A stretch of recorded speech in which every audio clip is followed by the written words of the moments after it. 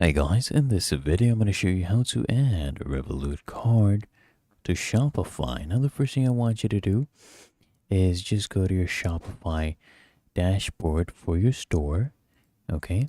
And then come at the bottom left, click on settings, and from here, the left hand panel, I want you to click on billing.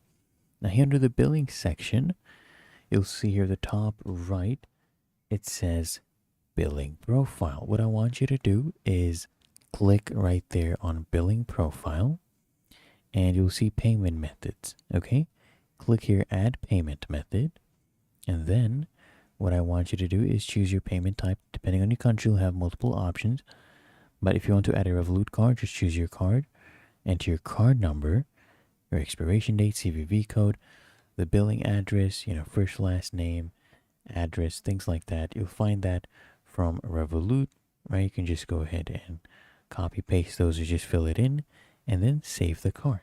Really that easy.